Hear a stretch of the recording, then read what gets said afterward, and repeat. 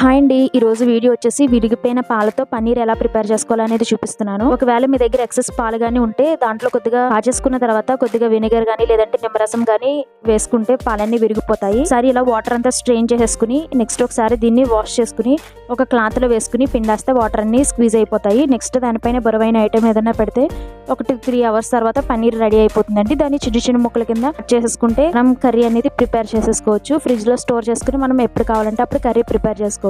నేను ఈ పన్నీర్ కర్రీ రేపటి వీడియోలో పోస్ట్ చేస్తానండి. టేస్ట్ అయితే చాలా బాగుంటుంది. మీకు బయట షాప్స్ లో చాలా కాస్ట్ ఉంటుంది కదా, ఇలాగే ఈజీగా ప్రిపేర్ చేసుకోవచ్చు. ఇది చాలా కొద్దిగానే అయింది, బట్ దీంతో నేను కర్రీ ప్రిపేర్ చేశాను. ఒక పూటకైతే కర్రీ వచ్చేస్తుందండి. ఇక్కడ అపార్ట్మెంట్ కి వచ్చాక మాకు పాలు అనేది సెట్ అవ్వలేదు. సో రెంటెడ్ హౌస్ దగ్గర పాలు బాగుంటాయి. అక్కడి నుంచి మేము 2-3 లీటర్స్ అయితే చేసుకుంటాము. 2 లీటర్స్ పెరుగు తోడు పెట్టేసి 1 లీటర్ వీడికి పాలు కుంచుతానండి. దాంట్లో ఒక ½ లీటర్ అయితే విరిగిపోయాయి.